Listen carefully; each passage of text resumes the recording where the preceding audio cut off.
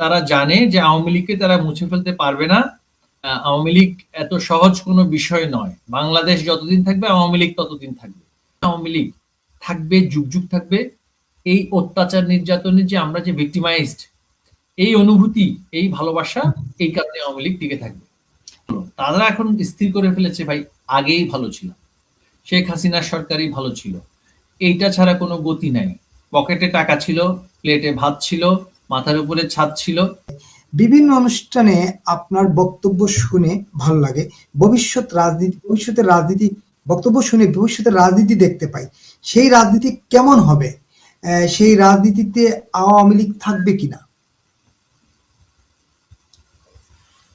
দেখুন, আমি এখানে একটা আপনাকে একটা আবেগতাড়িত উত্তরও দিতে পারি যে আওয়ামী লীগ থাকবে কিনা এই প্রশ্নটা তো উত্তর আওয়ামী লীগের একজন কর্মী হিসেবে আমার কাছে একটা সহজ উত্তর আপনি পেতে পারেন। রাজনৈতিক বা আবেগতাড়িত যেটা, সেটা হচ্ছে আওয়ামী লীগকে ছাড়া বাংলাদেশের ভবিষ্যৎ রাজনীতি আমরা ভাবতে পারি না। একজন কর্মী হিসেবে সেটা হচ্ছে আমার ভাবনার জায়গাটা।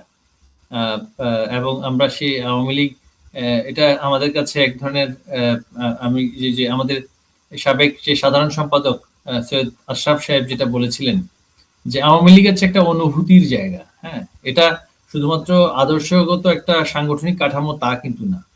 আমরা যারা আওয়ামী লীগের নেতাকর্মী বা আওয়ামী লীগের সাথে সংশ্লিষ্ট যারা আছেন, সমর্থক থেকে শুরু করে, এটা অনুভূতি এবং আবেগের একটি জায়গা। তো সুতরাং আওয়ামী লীগ যে বাংলাদেশের রাজনীতিতে থাকবে না, এই ভাবনাটা যারা আওয়ামী লীগকে আজকে নিষিদ্ধ করতে চেয়েছে তাদের মধ্যেও কিন্তু নেই।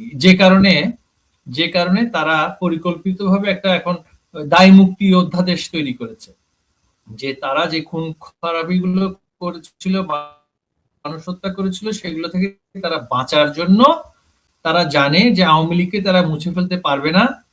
আওয়ামী লীগ এত সহজ কোনো বিষয় নয়। বাংলাদেশ যতদিন থাকবে আওয়ামী লীগ ততদিন থাকবে। তো সেটা হচ্ছে একটা উত্তর।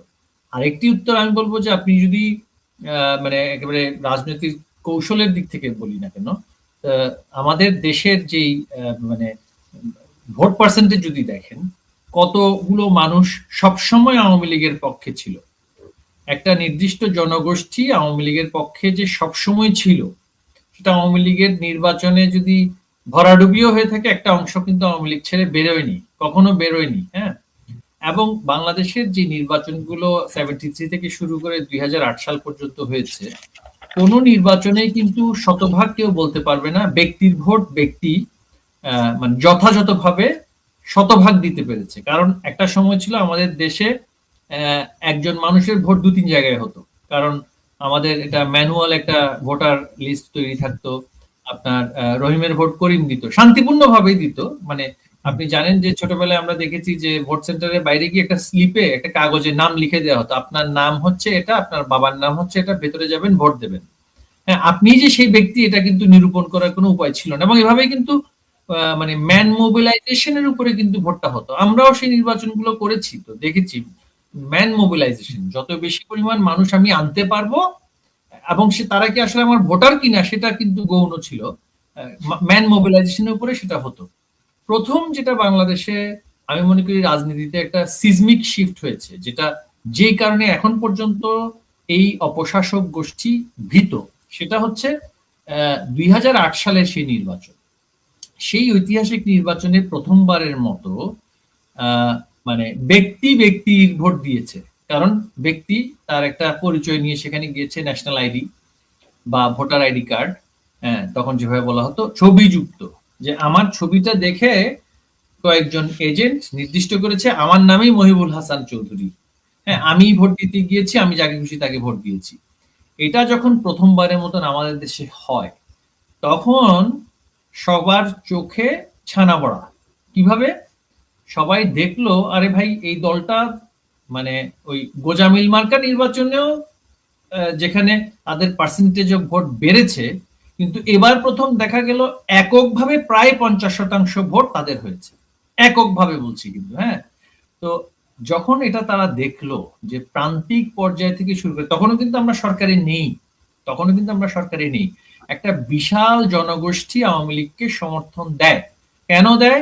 ওই যে তাদের দেখে আওয়ামী লীগের সামনে যে বঙ্গবন্ধুর কন্যা শেখ হাসিনা, হ্যাঁ, ওই ওই ব্যক্তি, তারপরে তৃণমূল পর্যায়ে আমাদের যে নেতৃবৃন্দরা ছিলেন, তাদের যে মুক্তিযোদ্ধা হিসেবে বা গণতান্ত্রিক আন্দোলন সংগ্রামে মানুষের পাশে থাকার যে প্রবণতা, সংস্কৃতি, আওয়ামী লীগের চিরায়ত সংস্কৃতি যেটা, হ্যাঁ, আওয়ামী লীগের নেতারা, আমরা বলি যে বাংলাদেশে কেউ রাজনীতি করতে চাইলে আগে আওয়ামী লীগে ঢোকার চেষ্টা করতো, আর আওয়ামী লীগের জায়গা না হলে তখন অন্যান্য রাজনৈতিক দলে যেত। এবং আমাদের যে অন্যান্য রাজনীতি, বিএনপি যদি বলেন, এর মধ্যেও কিন্তু অনেক ডাকসাইটের নেতা কিন্তু আওয়ামী লীগ থেকেই গিয়েছে। ফজলুর রহমান সাহেবই বলেন বা কে এম ওবায়দুর রহমান, এর আগের প্রজন্মের শাহ মুয়াজ্জেম, এরা সব আওয়ামী লীগ থেকে যাওয়া, আওয়ামী লীগ থেকে গিয়ে অন্য অন্য রাজনৈতিক দল গঠিত হয়েছে।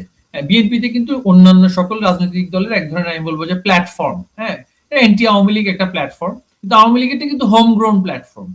সেখানে প্রগতিশীল রাজনৈতিক দলগুলো থেকে সবসময় এসেছে মানুষ, এসেছে, এবং আমরা কিন্তু মাল্টি ক্লাস পলিটিক্যাল পার্টিতে পরিণত হয়েছি। এর আগে আমরা ছিলাম একটা বেশ মানে স্ট্রাকচার্ড, মানে অ্যাক্টিভিস্ট বেসড। আমরা বলতো যে আওয়ামী লীগের সংগঠকের সংখ্যা অনেক বেশি শক্তিশালী সমর্থকের চাইতে বা ভোটের চাইতে, এই ধরনের একটা আলোচনা করতো। কিন্তু যেবার দেশের ভোটের পার্সেন্টেজটা পরিষ্কার হয়ে গেল, তখনই কিন্তু এদের মধ্যে একটা প্যানিক চলে আসলো যে এই দলটাকে প্রাসাদ ষড়যন্ত্র ব্যতীত ক্ষমতা থেকে নাড়ানো খুবই কঠিন হবে। এবং প্রাসাদ ষড়যন্ত্র তারা কিভাবে করতে পারবে?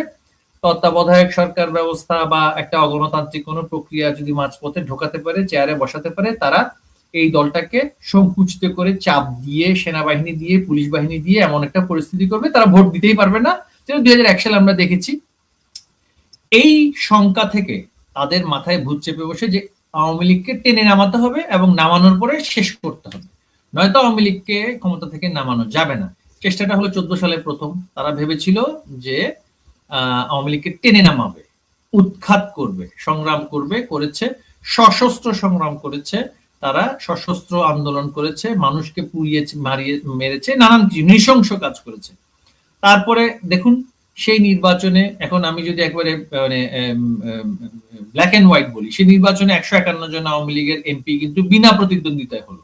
কারণ প্রশ্ন আসতেই পারে, বিনা প্রতিদ্বন্দ্বিতায় নির্বাচিত হওয়ার পর একটা সরকার টিকলো কিভাবে? সাধারণ মানুষের সেখানে যদি সমর্থন না থাকে, সেটা সরকার তো টেকে না। ওই যে তখন ভোটের হিসাবে চলে গেল। এই দলটা তো ন্যাচারালি বাংলাদেশের অর্ধেক জনগোষ্ঠীর প্রতিনিধিত্ব করছে। সুতরাং অর্ধেক জনগোষ্ঠী যেখানে সমর্থন আছে, তাদেরকে টেনে নামানো বা ধাক্কা দিয়ে নামানোটা কঠিন। এই উপলব্ধি থেকে বিএনপি 18 সালের নির্বাচনে আসলো।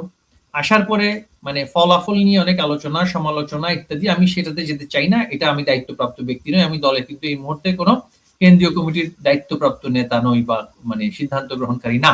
আমি এই বিষয়ে মন্তব্য করতে চাই না। তবে তারপরও দেখা গেল সাধারণ মানুষ কি দেখলো, যেটাই রেজাল্ট হোক, কোভিড হলো বাংলাদেশে, অর্থনীতি ক্ষতিগ্রস্ত হলো, মানুষ মারা যাওয়ার উপক্রম হলো, কিন্তু ওই শেখ হাসিনা ওই একটা জায়গাতে গিয়ে মানুষের আস্থা এবং বিশ্বাস সেখানে কিন্তু, এবং বিএনপি নেতাকর্মীরাও, সমর্থকেরাও বা অন্যান্য রাজনৈতিক দল, জামায়াত ইসলামী বলি, ইসলামী ঐক্যজোট বলি, সবাই কিন্তু মানে আওয়ামী লীগকে পছন্দ করতে পারে না পারে, কিন্তু ওই যে রাষ্ট্রনায়ক শেখ হাসিনার যে রাষ্ট্রনায়কোচিত নেতৃত্ব, কোভিড এর মতন মহামারীকে আটকানো, দারিদ্র বিমোচন করা, উন্নয়ন, সবকিছু মিলিয়ে তাদের আর বলার জায়গা থাকতো না।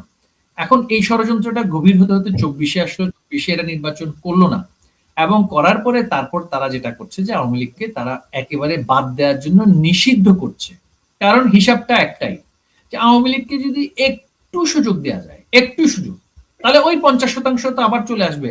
এখনকার অবস্থায় যা দাঁড়িয়েছে, বাংলাদেশের 12 কোটি ভোটার, 12 কোটি বা তার অল্প কিছু, আগে যদি নিরপেক্ষ ভোটাররা ভাবতো যেখানে আরে ভাই অন্যদেরকে সুযোগ দেওয়া দরকার, এখন তো অন্যদের সুযোগ তো হলো, অনেকের সুযোগ হলো, তারা এখন স্থির করে ফেলেছে ভাই আগেই ভালো ছিল, শেখ হাসিনার সরকারই ভালো ছিল, এইটা ছাড়া কোনো গতি নাই।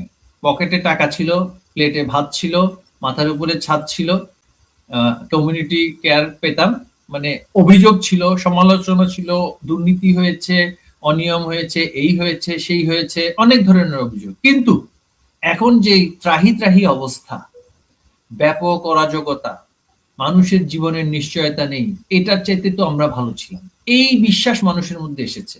আমাদের সব পলিসি যে সঠিক ছিল তা নয়, আমাদেরও পলিসি ফেইলিয়ার ছিল।